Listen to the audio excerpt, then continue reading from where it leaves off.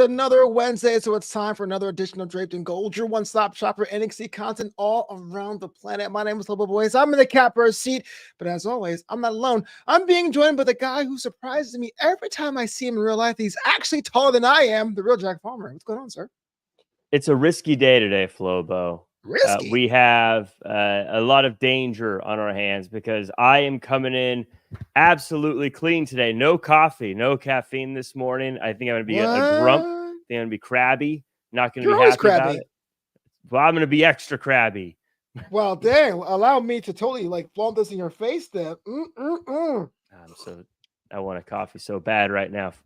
I can't wait for this show to be over. So what's your coffee of choice? Are you a local brew, like kind of like a regional thing? Do you do like some fancy exotic coffee? I just do at home. I just do the regular. I have a Keurig, and I usually just will get a box of whatever is closest to me. In you cannot say box of whatever. Are we talking Folgers whatever? Are we talking store brand whatever? Does Folgers do the Keurig cups? They do. I mean, I don't know. Really? I feel like that's a step up for Folgers. Folgers feels like they're like, look, we got these tins and we shovel in dirt into these tins and we sell it. That's what we do here at Folgers. Well, there goes our sponsorship with Folgers. Folgers just like the dirt, shovel it in. Hey, we got this it's kind of flavorful coffee here. Nope, not what we do. This is Folgers. That is just great. My dad, and I swear to you, I think because he just can't be bothered with cleaning apparatuses, does dry frozen Folgers, like the crystals, like the freeze-dried Folgers. I'm like, Dad, I think it's the worst of the worst coffee possible. Right. The people who run Folgers, they don't realize it's so bad because they're not going to drink it. Just send it off to the people out there, the masses. Do you want to try this? Quality assure it? Nope. Right. I'm not tasting that. I will do store brand all day. I'll even do dollar store, but I draw the line, man. And Maxwell House, I see you laughing in the corner, Maxwell House. You're part of the problem as well. Jerks. I've got to give a shout out to everyone watching, streaming live on Facebook, on YouTube, on LinkedIn, on X, Twitch, and Trovo Live. Questions and comments are always definitely appreciated as we go through episode 148. Episode 148 of this dumb podcast that we have put together. I mean, they say you don't make it past 8 episodes. We've done it 140 times more than that, talking about out kicking the coverage. And by the way, global sensations we've become. I mean, Belgium and Canada and Malaysia and I mean all over the world, Flobo. We're topping the charts. Yeah, I think because you trigger everybody with your off the rock takes. I'm just putting it out there. But I'm the voice of the people, Flobo, and no matter. Borders do not define where people agree with me. It goes around the world. Well, if you agree with Jack Farmer, and you shouldn't, drop us a 5-star review wherever you listen to this podcast. We're talking about YouTube music. We're talking about Spotify. And we're talking about Apple Podcasts as well. 5 stars. Make sure the show is definitely visible for new fans of the program. Yeah. Give us a like on LinkedIn. Yeah, that'd be great. So typically I go to the main event. Giant LinkedIn. I'm just taking shots at everyone. Hey, I don't think I'm allowed to say this. Coffee. I'm not only allowed to say this, but I think LinkedIn is developing their own reels. I'm just putting it out there if you want to be able to do long-winded stories in video form on LinkedIn. You'll be able to tell that story about how you saw a dog on the side of the street and then fed it, and then you found out that was the dog that was interviewing you later today, and that's how you got the job, or you know those LinkedIn stories. Absolutely. I leave it to the American dream of being a hiring manager and being starving at the same time. That's definitely a true story. Typically I do the whole main event or I do the top of the matchup, but I want to go into the social media moment of last night because it's very, very important. For those of you who already knew, NXT was pre-recorded. And so there really wasn't any kind of incentive to watch it live. But there was one moment throughout the entire show where the show trended nationwide. And the words were Jada Parker. Jada Parker had a match against Brinley Reese, but the IWC was enthralled with Jada's assets. Jack Farmer walked me through this. Jada Parker gets the dub here, and she has one step closer to being the next North American Women's Champion. But it seemed like the whole internet world just loves Miss Parker. Yeah, I thought Brinley Reese was I was actually impressed that she hung in as long as she did. I got to give her a credit for that, but we've been saying it for a while. Jada Parker's a star. Jada Parker taken over the internet on a pre-recorded show. I mean, it's one thing to break the internet. It's another to do it when we already knew you were going to do what you were about to do. Yeah. Jada Parker is everything you're looking for in a superstar. I was actually wondering, Flobo, do you think Jada Parker becomes NXT champion, or do you think she's on Raw or SmackDown before she gets the opportunity? That's kind of a trick question. I think she has the North American title run in her. She may not be the inaugural one, but I think the North American title is definitely something that suits her because we're seeing the athletic side of things with the combine. She has a little bit of a character work, but she does have some room to grow. I think North American title championship run, maybe even 2 before getting the call up, bypassing the NXT Women's Championship entirely. But not, yeah, so not because I don't think she's going to. I agree with you. I don't think she's going to get the NXT championship. I think she's going to be bound for Mondays or Fridays before she gets the chance. I'm with that. I was going to ask Jada Parker this question because she's on Cameo. I don't know if you realize this, but I was like, do I'm going to pay $30 to be like, yo, are you going to go and be in the main roster? I thought that was very, very not a journalistic thing. So can anyone do it for me? Let me know. June is my birthday month. You know what I'm saying? Yeah. So somebody go do our work for us. Tell us and we'll take credit for it. Absolutely. But on the other side of things, you mentioned Brinley Reese, and even though she is a kind of a power positivity thing going for her, the losses are starting to string up, and Malik Blade and Idris Enofe are also dealing with their bad luck as well. Idris saying he's a bad luck charm. Agree? Disagree? Thoughts in the middle? I mean, hard. I love this team, but hard not to argue it, right? I mean, Brinley Reese's bad luck happened before the match even started. It happened as soon as she got booked to face Jada Parker. So the bad luck has been, at some point you got to look around and say something's not working. And you can call it bad luck. You could call it bad circumstances. You can call it chemistry just not clicking. But if the team continues to lose, at some point you got to ask yourself, what are we doing? We got to fix this. And it does feel like bad luck seems to be playing a part of it. I think that someone is the bad luck.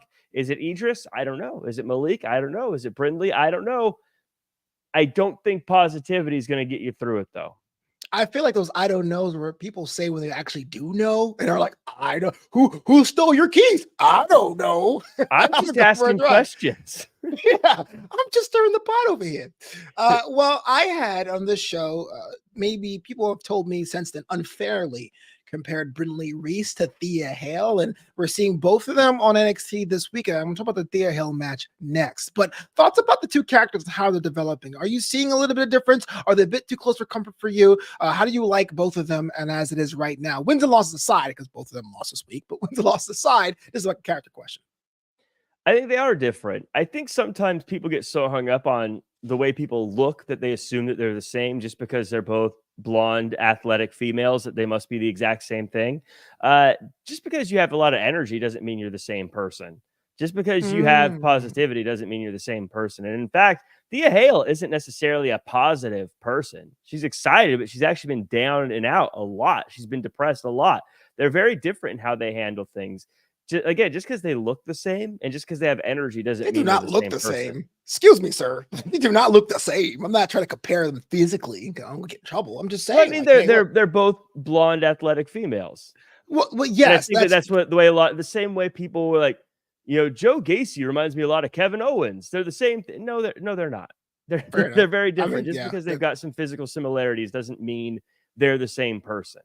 I mean, listen, I get that, but the clapping with the fist and I mean, that's kind of a mirror image. It was my original rationale. I've been told I've been a little bit, what's the word? Overgeneralizing. So I'm willing to admit that I was wrong, but I thought there was a little bit more to that than being like, oh, Lash Legend is such a Bianca. Like that to me seems very, are you sure?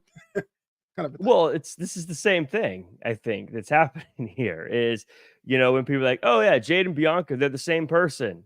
No, they're not. They're very different. Just because there's similarities and it physically doesn't mean that they are the same person. I mean, Brinley Reese is someone who absolutely embraces more of the workout culture. You see the way she does her pose is like lifting up a kettlebell. She's more about a positive fitness lifestyle. That's her character. Thea Hale is more excited and pumped up and full of school spirit. There's Thea Hale doesn't do workout stuff. That's not her thing. So they're very different. And Brinley and Thea are both on Cameo as well, because I've been totally deep diving into that the past couple days. But let's talk about Ms. Hale. And Chase U, it seems to be the ongoing saga here on NXT, having a match against that rancher, Fallon Henley, also for the North American Women's Championship qualifier. Fallon Henley gets to win. We'll talk about Fallon in a second, but it seems Thea Hale and Bad Luck, it just happens to be 1 and 2 lockstep. Rich Holland got involved, had the chair that was going to be used. Ref saw him in his possession, got banned. It was a distraction, costed Thea Hale to win. And man, what a sad, sorry sack of losers Chase he was looking like right now. So this is, again, we're comparing to, just because things didn't go Thea Hale's way doesn't mean she had bad luck. What she had here was Rich Holland. That's the difference. True. Ridge Holland, who can't get out of his own way, who seems to be causing problems regardless of where he goes and what he's doing. Thea Hale should be very upset that Ridge Holland was there. I think the referee, by the way, great job making sure Ridge Holland didn't get involved with that chair. And I know people are going to be like, he wasn't the one that brought it out. He was trying to take it away. Look at the history, Flobo. I mean, this guy's slamming people's fingers in doors, choking them in the locker room area. He's hurting people. He's known as someone who hurts people. You see him ringside with the chair, get rid of him. He's a menace. So, of course, I think the referee did the right thing in this case. Rich Holland can be as crabby as he wants about it. It was the right move. Crabby Holland. Well, look, the next question then after the matchup, there's a bit of a dust up between Rich Holland and Riley Osborne. And Riley is saying, look, Rich, you're a liability. Is Riley Osborne right here? Yes, he is. He cost the Hale a match. And also, I still don't believe Rich Holland's paying tuition. You don't get to just hang out. I mean, look, they let you sit in on a class. I get that some schools will say, sit in on a class, see if you want to take it. At some point, you got to start paying for the class. So you don't just get to sit in on every class, Flobo. Eventually, you got to start paying. You see, he's not even wearing the merch. Well, either pay tuition or beat feet, Ridge Holland. Wow, the hate is flowing through Jack Farmer today, but also who's a hater, Jasmine Nix, the one really causing the immediate distraction that caused Thea Hale that match. And Jasmine Nix is trying to get some kind of retribution, another revenge tour for JC Jane. I say, why is Jasmine carrying the torch for someone who really hasn't established that she's a bestie of hers? You know, I think that we should all be so lucky to have friends like Jasmine Nix. I mean, yeah, Thea Hale broke her face for no reason. Of course, Jasmine Nix wants to get some revenge. I would hope if someone attacked me for no reason that you would stand up for me.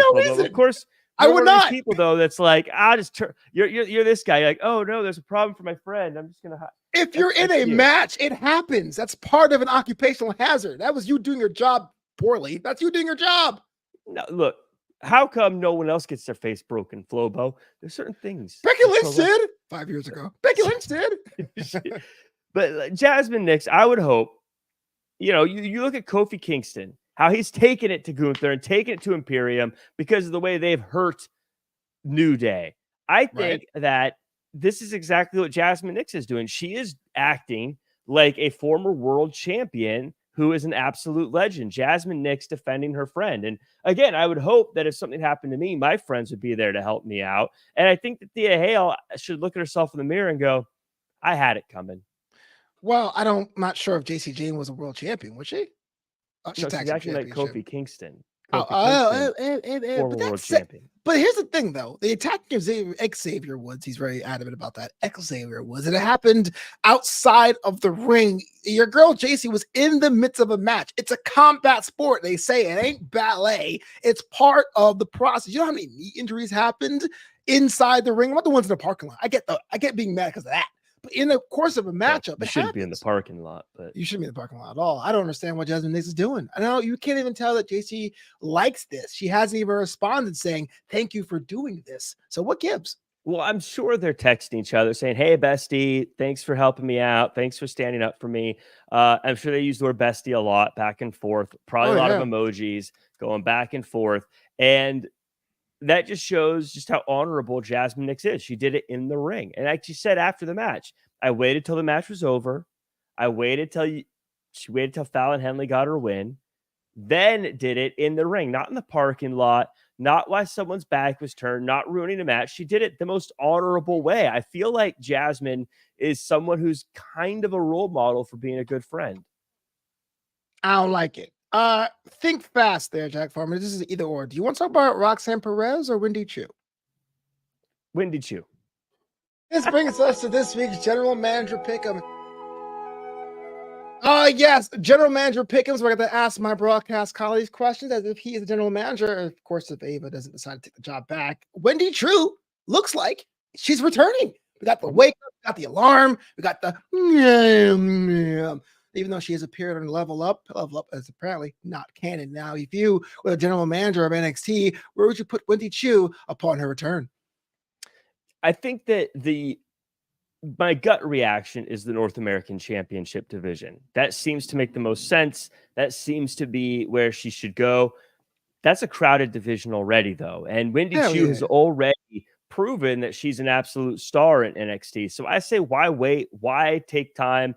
Let's just put her in that NXT Championship division and let's give her a shot at the title. Can people get behind someone who sleeps once more? It happened once. Can you capture lightning in a bottle twice? One way to find out. Let's give it a try. And if it doesn't work, then maybe that's the wake up call that Wendy Chu needs. I see what you did there because she sleeps a lot. It's Farmer's Market because his name is Farmer and he's a market picket. Well, let's get over to the NXT Tag Team division here. Sax Lorenzo and Luke Crucifino of the family were taking on Nathan Frazier and Axiom, not AK, because where the heck is that guy in tag team action? Now I got to stop down quite a bit because yesterday I reviewed the same program over at Wrestling Inc. Make sure you check it out because Jay Farmer, my broadcast colleague, is on the Monday night show on the flagship program on that network. But my co-host Glenn Rubin and we're talking about the very, very nature of Axiom and Frazier, and they're saying, look, it doesn't hit it for him. I think they're one of the best featured tag teams on the brand. So I'm asking you thoughts about the matchup here tonight and thoughts about the tag team champs and Nathan Frazier and Axiom. Well, let me ask you this: who are your top 5 tag teams on the brand right now? I don't like tag team wrestling, so that's what I'm saying. I like Nathan Frazier and Axiom, but I don't like tag teams at all. Well, then, yeah, it's kind of a weak. Here's the thing. I think that it's a team that I get. They're exciting. They have exciting matches. As tag team champions, though, I never feel like they're the favorites. And sometimes that can be exciting to watch. It can be exciting to see the underdogs fight from underneath as champions.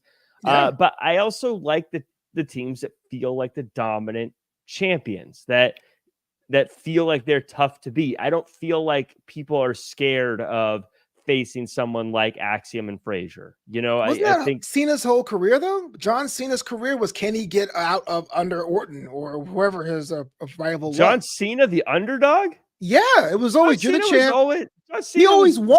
He always won. Superhero. Yes. He always won, yes, but the promos were always like, "Oh man, we don't know the champions, the underdog going to this one," and then he found a way to win. Anyone watching, anyone listening, you got to put in the comments: was John Cena an underdog throughout his career? I'm not saying he did not win. I'm not saying he didn't super win. I get the Super Cena stuff, but it was always billed as, I can't believe his challenger has got one up over him. Can he find a way to get over it? We're talking about the Seth Rollins match at SummerSlam, the CM Punk stuff in 2021. I mean, the Randy Orton feud that went on for years. It was always, can Cena come out ahead? And he did, but that was always how he was booked. No, you could say the same thing about Superman. Superman's the underdog. But you did. You said I want the championship to be like the dominant. But no, they're faces. Yeah. They're always on the underdog. Cena was the favorite. But what I'm saying is you're asking for something that doesn't exist. Were the favorite. The Steiner brothers were the favorites. The Dudley boys were the favorites. The Dudley boys worked on violence, and everybody else were giant hosses. Was the favorite. The Dudley boys had the tables. That was their gimmick. That's where they were the favorites. I'm talking about undersized guys being champ. I'm talking about Shawn Michaels was always booked that way. Carmelo Hayes was booked that way. Even though he was him, Carmelo Hayes was not the underdog. Even though he was him going in, it was like, Dragunov was not the underdog in his matches, and he's smaller than most people. Dragunov is like muscles upon muscle, man. And agony and pain and suffering on top of the muscles. Look, I mean, look. Some people like the underdog champions. I'm not saying. Look, I'm not saying some people like the underdog champions. That's okay. Sure.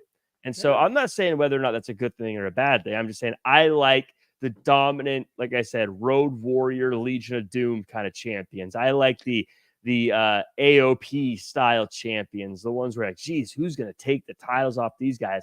I always feel like every time that Axiom and Frazier are in a match, I'm like, well, this could be it. This could be the end of the run. And I think even they see it. And that's why they're ducking the Good Brothers. But then as soon as the family want a match, like, oh, yeah, we'll have a match with you guys who haven't had any tag team matches on NXT before. Yeah, we'll do that. I think they're ducking them. I think they're ducking the Good Brothers, and I understand why the Good Brothers are coming at them the way they are. Well, I understand the idea of having a dominant champion, but besides the Wolf Dogs, and I'm not counting them only because Baron Corbin was the main roster talent, has there been a tag team comprised of NXT talent that had that vibe since AOP, the revival? Like, we're going to have to go back to like 2018, 19. So you're saying besides the most recent tag team champions? No, I'm not counting them because Baron Corbin was a main roster talent. That's the only reason why I'm not counting. But that does work into your system. I mean, two strictly NXT guys being in a tag team as tag team champions. Have they ever had that dominant slice of, oh my gosh, who could take them down? Well, there was. Let's see if we go. I'm trying to find a list. Real quick. That's a question here. Now. Let us know in the comments below because I really want to know. And Tony D'Angelo and Stax. Do you think they were a dominant champion? They were a dominant team before they had, and they were the ones right before Braun Breaker and Baron Corbin. Okay. I think Gallus, same way. Okay. Creed Brothers were another. Creed Brothers.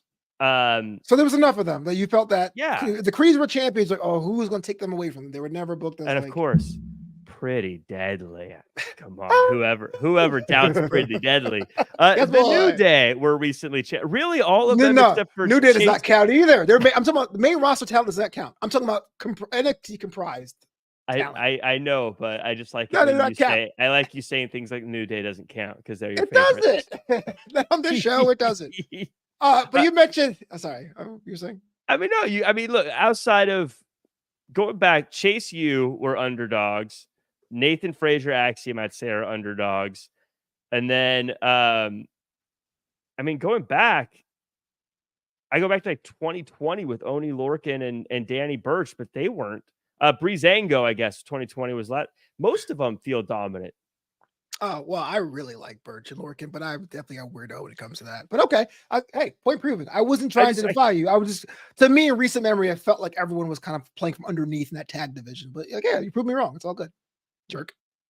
I'm just you mentioned the OC. You mentioned the OC. I told you I'm crabby today, Flobo. No, you mentioned the OC. The best part of waking up, Flobo. It is not Folgers. Stay strong, Jack. We're almost done. We're going through it. Folgers, I'm sorry. Don't ban on it. The OC, man, are they the next champions? You think next tag team champs? Yeah, I think Axiom and Frazier know it, and that's why they're ducking them. And that's where they're hiding from them. Wow, maybe they should attack people backstage. It seems to be an epidemic happening in NXT.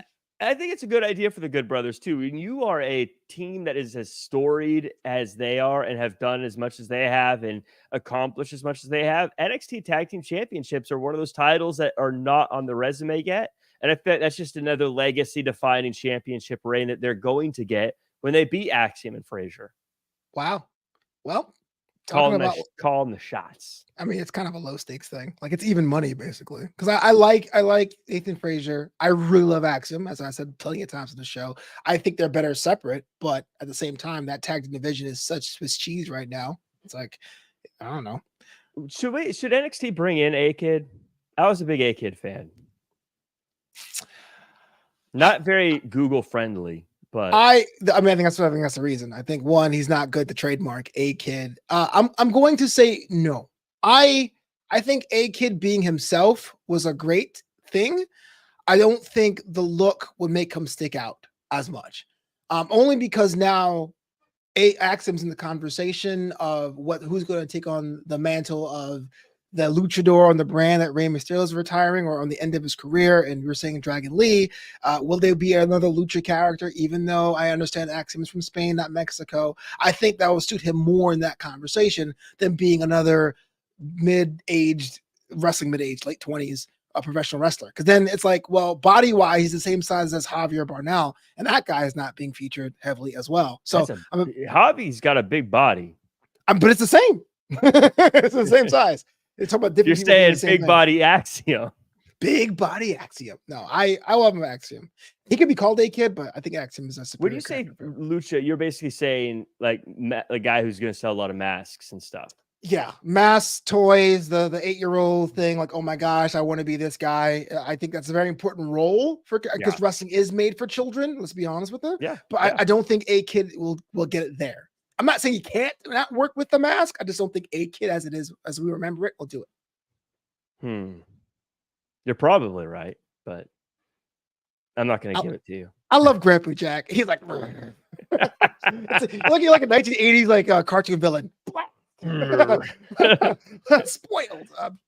All right. So after attacking the NXT North American roster backstage, Joe Coffey gets slotted into a match because that makes sense, right?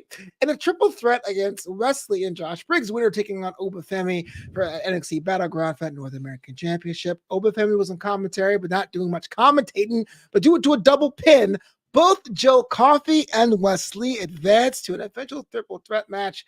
I hate this. Josh Briggs is supposed to be the guy, but he's taking loss after loss, and getting double pinned is something you can hardly recover from, Jack. Walk me through this one. There were two big winners and two big losers in this situation. Two big losers here.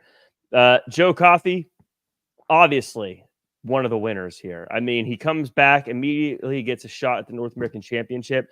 Joe Coffey is someone you got to be worried about. He's someone who's very dangerous, and I think that we've seen Joe Coffey before, but this is different Joe Coffey than the one we saw when he left. Now his hair's out of his face. He's got a twisted mustache. The hair.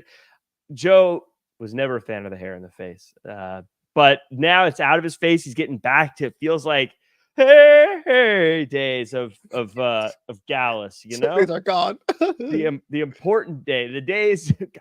I don't care what it costs. Triple H, get that theme back. Pay him whatever it takes. $1 billion. You got it somewhere. Get the theme back. Hell yeah. So Joe Coffey clearly getting a win. Wesley, his goal is to be the North American champion. He's one step closer, so you got to consider this a win. Okay. Josh Briggs, man, this was a big loss for Josh Briggs. Huge loss. This one hurts. This one hurts bad because he got beat by two guys in this matchup. And where do you go from here? You're supposed to be the big tough guy that doesn't lose matches, and here you just got beat by two guys at the same time. One guy's half your size too. Yeah, and so it's tough. This is a tough loss for him. Also, tough loss for Obafemi. Tough loss for Obafemi. Yep. And people who are fans of this program know that I am a big Obafemi fan, but I like fairness, Flobo. I like fairness. And Obafemi is not being treated fair. We talked about bad luck. This will be the second big event from NXT that Obafemi's been on in a row as the champion that he has to defend his title in a triple threat match.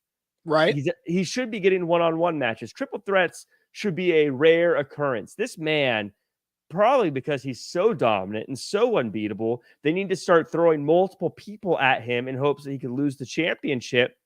I understand the thought process. How else could he even be at risk? But I also want fairness. You know, it's almost like he's becoming this generation's King Kong Bundy, who need to pin people for 5 seconds instead of 3 because he's so unbeatable. They're saying, look, there's no way Wesley's beating Obafemi on his own. There's no way Josh Briggs is beating Obafemi on his own. We got to start doing two guys at the same time. That's the only way Obafemi could lose. And that means that Obafemi's in a position to lose, and that makes him a loser today. I didn't quite agree at the start of this, but I'm on board. And it's also kind of funny because as a kid, I thought King Kong Bundy was like huge and massive. But I just watched a couple matches the last couple weeks around WrestleMania season. Very small legs for a man that large, but that's besides the point. Obafemi, I'm with you. You told me he's a ruler. You told me he's dominant, but every week he comes out with a promo or backstage. The woos are getting less and less loud. I do think the NXT universe is getting a little bit restless as a man that claims himself as dominant as he is, having to wait and having these qualifying matches and triple threat matches. You're right. I want someone to step up in a dominating fashion and go, look, Oba, you're in my way. I am taking you down. Give me that face-off look. 100%. And I want it to be someone who I think has a shot against him too. I want it to be someone who I believe has what it takes to beat him for that championship.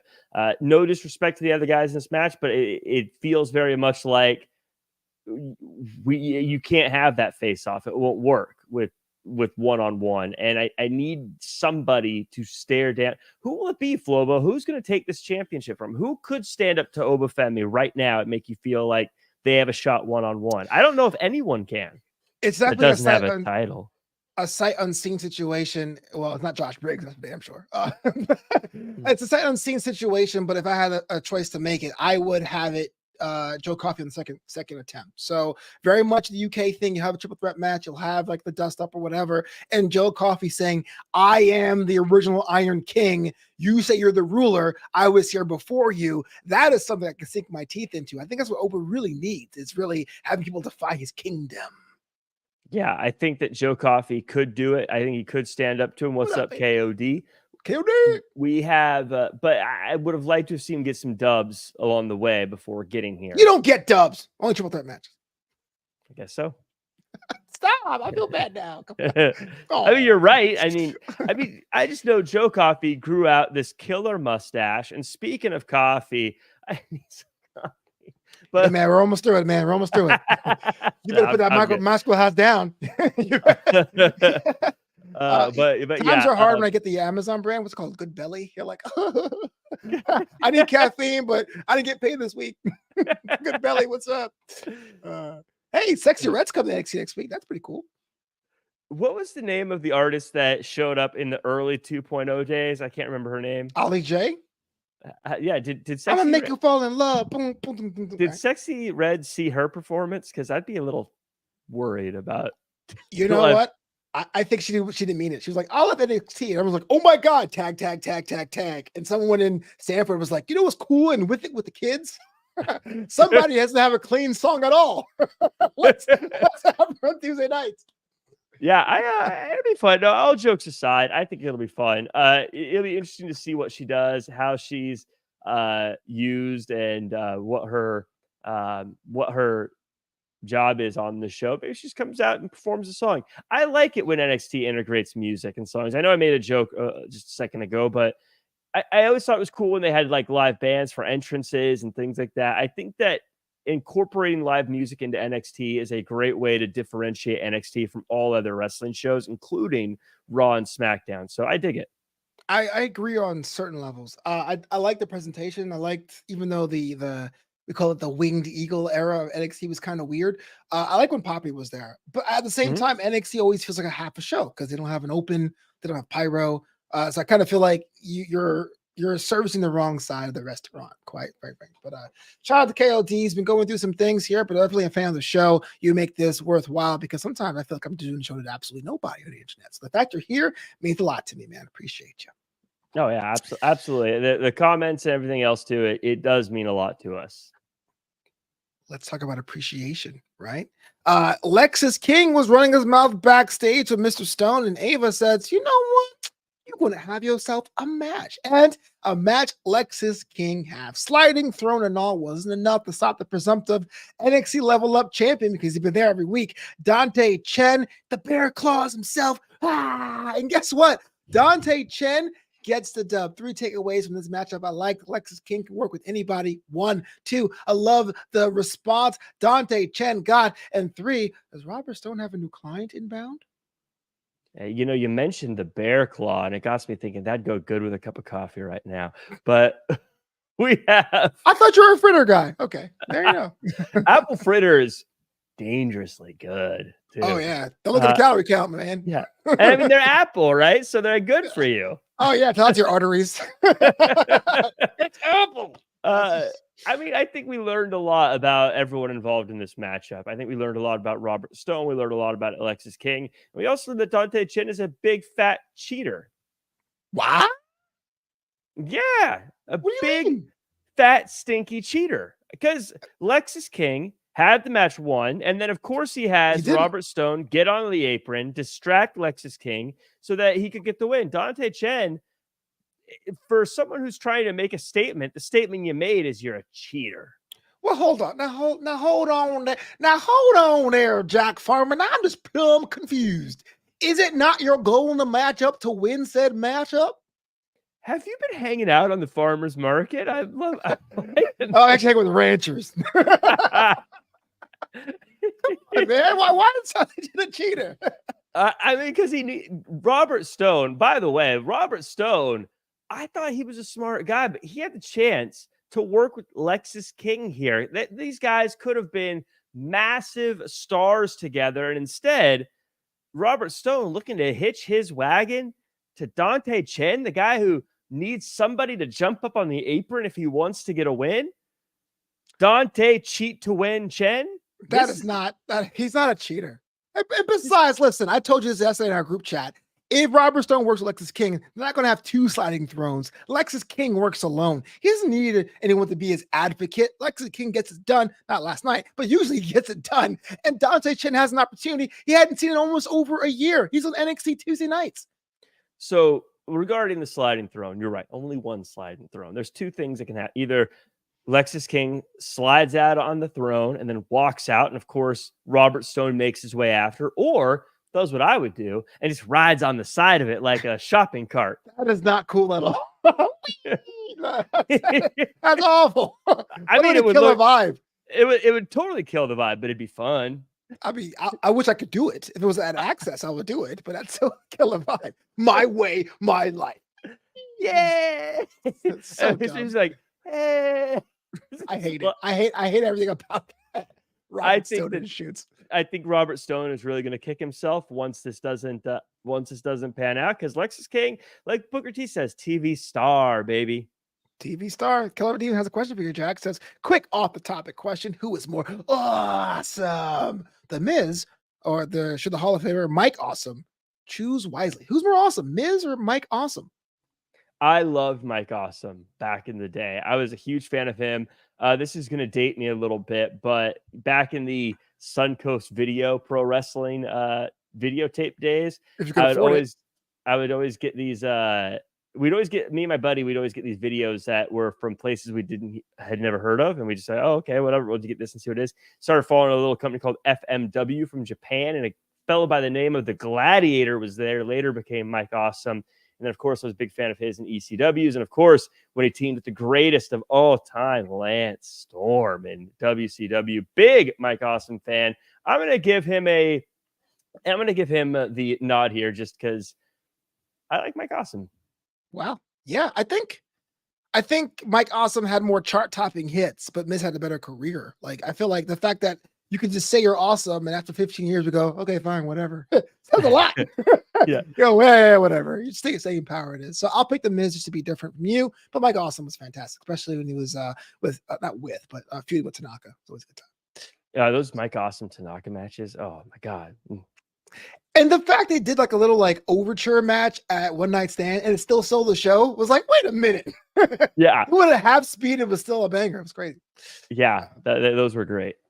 Speaking of bangers, your boy Trick Willie comes out and having a promo talking about the whole thing with Noam Dar still nursing his injuries? Question mark. Anyway, the rest of the metaphor has some umbrage there with the champ saying you will all know either you or Javon Evans working in tandem, much like what my broadcast colleague Jack Farmer said last week. What happened after that was a big dust up with Javon getting involved and Dallas getting involved too. What is going on with the boys on top?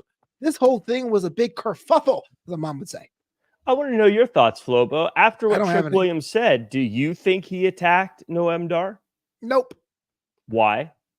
Because why would Trick Willie attack Noam Dar? He is busy. He's the champ. He's doing signings. He's doing appearances. He's telling kids to believe in themselves and drink milk. Why does he have time to hit someone backstage in a place where, frankly, there's so many cameras they should have already been seen if it was him by now?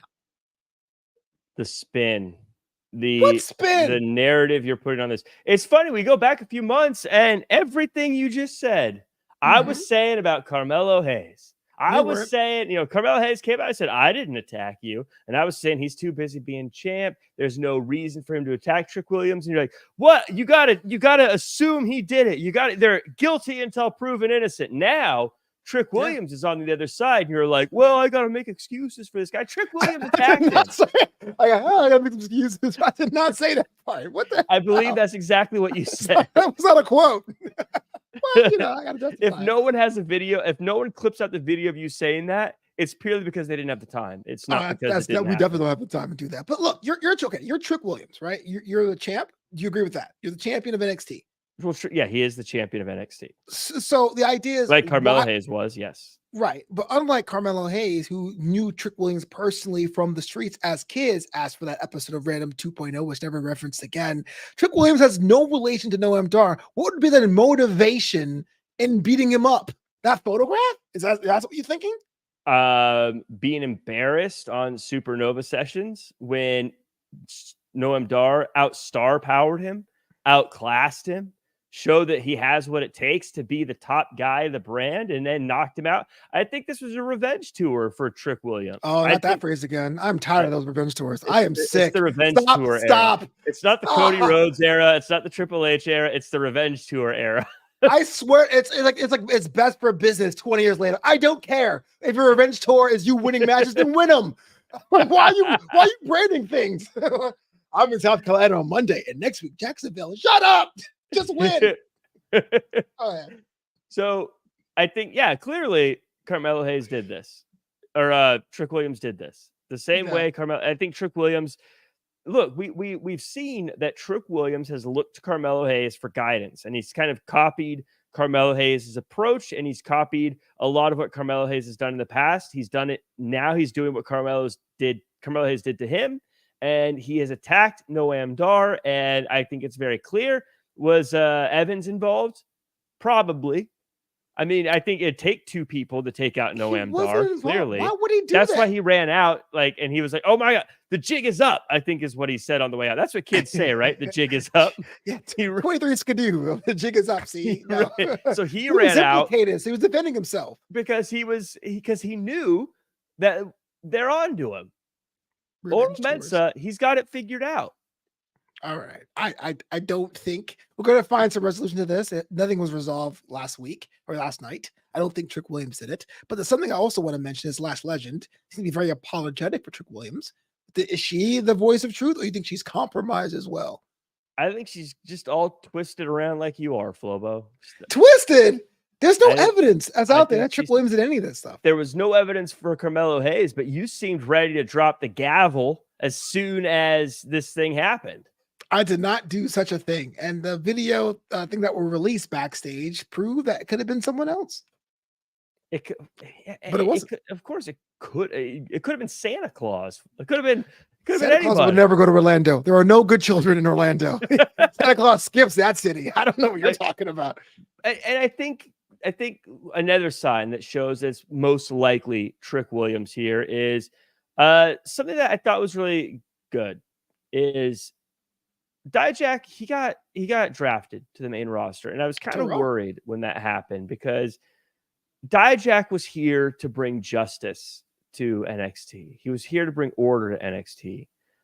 And with him gone, I was wondering if anyone would step up and be a hero. And clearly, Joe Coffey and Gallus have stepped into that role of keeping NXT a safe place.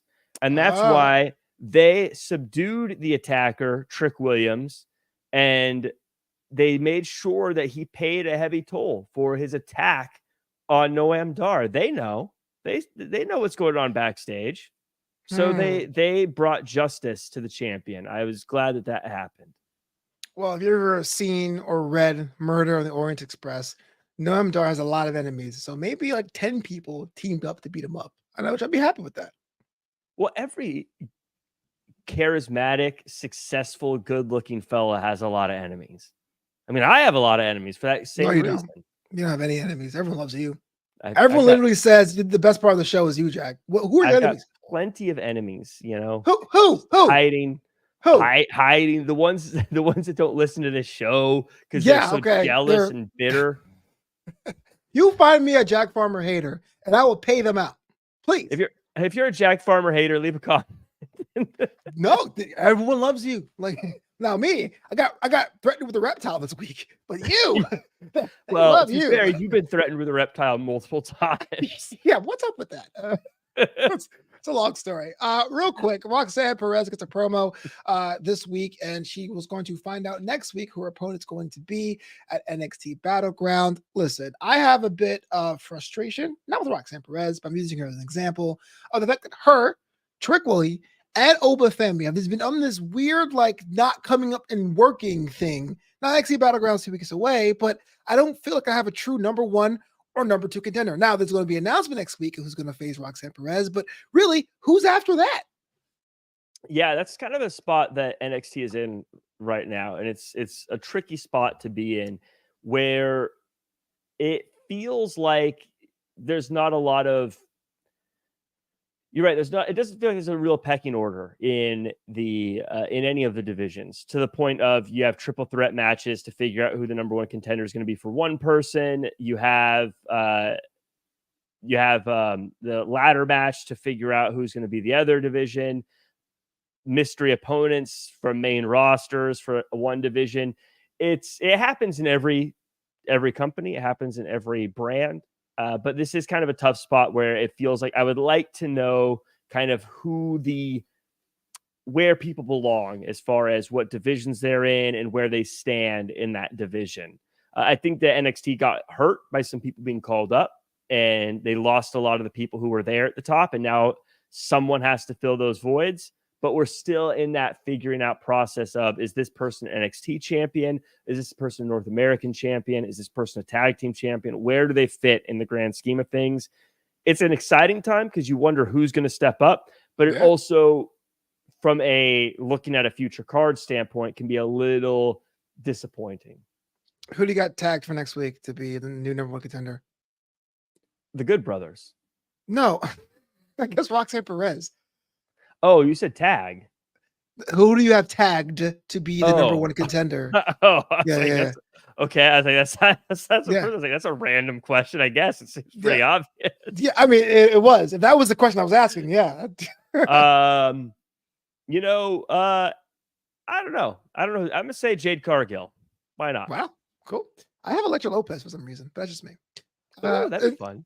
And finally tonight, we got some tag team action play with Lola Vice and Shayna Baszler, which I thought Lola Vice would be the number 1 contender. Maybe not. Against Natalia and Carmen Petrovic. I gotta get that one right. And guess what? The return of the Heart Punch. Tank will be so proud with Natalia getting the dub alongside Carmen, and they got a little bit of retribution, a little bit of respite for them. But it seemed that Lola and Shayna broke down, and it's going to be NXT Underground match at Battleground. Now, Jack Farmer, I don't want to use the D word here, but I have to. This reeks of desperation. It looks like Shayna Baszler realizes Lola is the next big thing, and she's being pushed on the wayside, and she's old news and has to go back to a match she won 3 years ago during the pandemic. Put Tui. Desperation. I disagree completely. I love how this broke down. I love how this went. Are you kidding me? This team, they lose, and they blame each other. And most people, we have other tag teams like, maybe it's luck. I don't know why we lost. We have other tag teams that they'll make excuses or they'll just shrug it off. No, they blamed each other. And instead of just blaming each other, they said, let's fight about it. I'm going to prove to you that it's your fault. I'm better than you. Right. We have our different viewpoints. Let's fight right now about it. Let's up the ante. This was great. I loved how this went down. I want to see him fight. And I don't think Shayna Baszler's being desperate. I think she's saying, look, I'm going to beat you the way you think you're great. I'm going to beat you at what you think you're good at. And I'm going to show you that the hip swivel ain't going to win you matches. Okay, I'm with that. But the idea of 1, getting the match at Battleground, 2, it being an NXT Underground match after just having one about 3 weeks ago, and 3, Lola Vice, up until this week, I had tagged as a number 1 contender for the NXT Women's Championship, which amounts to a side quest. This is why I think it's all jealousy from Shayna Baszler. I think she just wants to hurt Lola Vice for no reason, knowing full well that Lola is better than what she ever did. Well, you having Lola Vice pegged as the number 1 contender is on you. That's not on Shayna Baszler. Damn. Well, it's Cedric Welton too. Cedric and I both had number 1 contender. Oh, well, if Cedric says, then shout out Cedric. He's a good friend of the show, has a great show of his own, by the way.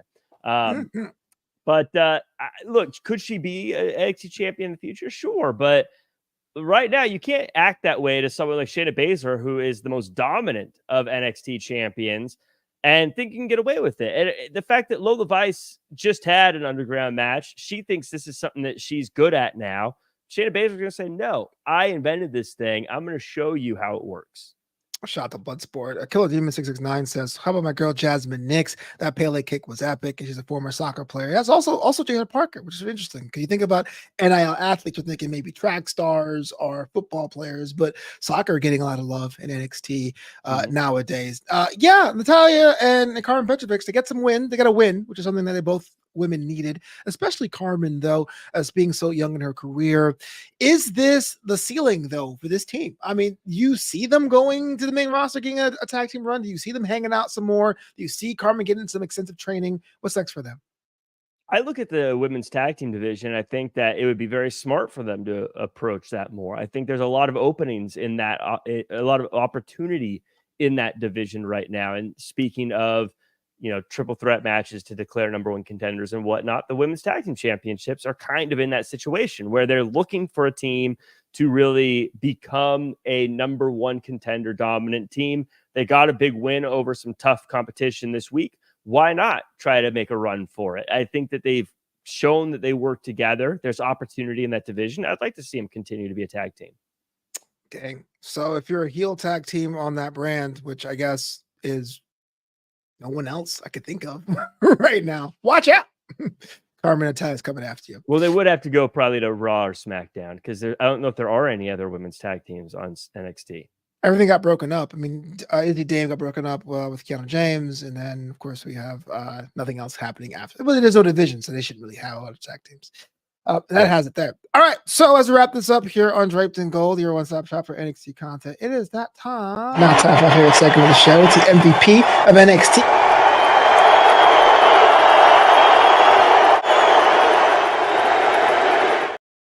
You know what I realized? I'm not even a fan of Miami Heat. That's wait a minute. Shout out to Dylan Matthews. Who's the guy for you as being the best tag team individual or staff member this week on NXT? I'm going to pick the person that everyone's going to agree with, and I'm going to be a favorite again. Jada Parker. I mean, she went viral on a pre-taped show. I mean, how do you not go Jada Parker? And by the way, who's going to disagree with me if I pick Jada Parker? Jada Parker's a slam dunk win. Gavel hit. Bam. I have changed my answer. I was going to say, well, Joe Coffey could commit assault and put himself in a division, the most hotly contested division of NXT, and he's actually doing well to reestablish himself as Iron King. But screw all that, Jada Parker, baby, Jada Parker in them. Oh my goodness me. Well, we're back here next week for another edition of Draped in Gold. My buddy Jack Farmer is going to be on assignment, which means I'm going to be all by my lonesome. Unless you want to be in the booth with me, hit me up. We're going to have ourselves a grand old time. Is Cedric around? All right, I'll see what he's doing. I'll see what he's up to. Yeah, that'd be kind of a cool idea. Cool beans. And also, next month, June, is my birthday month, which means I'm not celebrating at all, but you guys can help us out by giving us 5 stars if you're listening to this show or watching the show on YouTube, Spotify, or Apple Podcasts. That means the world for this show and what I'm doing because, frankly, I'm running a podcast in the middle of the day. It's pretty sad if you think about it. You know what I'm saying? Jack Farmer, if someone wants to hang out with you, connect with you, book you, buy your merchandise, how do they go about doing that? Yeah, the best thing to do is follow me at Real Jack Farmer across all social media. I also got a new shirt for sale. It is very limited edition. Basically, I printed up a bunch, and I decided I'm not going to do that ever again. So once they're gone, they're gone. And you can find those at my website, jackcfarmer.com. Now, hold on. So you had these shirts, and then they're vintage or they're re-release? Did you collab with somebody? Or why'd you just decide to do it? So this is what happened. I decided to sell the shirts. I see wrestling shirts are always very, they're all black and white. There's not a lot of color involved. So I'm going to make mine look colorful, add some color to mine. And now I know why people don't do that. It's very expensive to do it that way. And the print is on the heavier side. And so I decided, I don't know if I'm going to make this shirt ever again, but I have them. And so if you want one, you go to jackcfarmer.com. You can buy one. And when I say limited edition, I mean it because it wasn't financially worth it to print these. So buy one and you might be one of the only ones who get one. Hey, we're hanging out tomorrow for our yearly employee summit. Bring one in large, please. I'll definitely Venmo it to you. I'm not paying those fees online. I'm better than that. Draped2gold.com. We'll be back next Wednesday at the same time, 1 p.m. Eastern, opposite the bump. Remember that show? But anyway, until that time, my friend, say the words. Do your best and be yourself.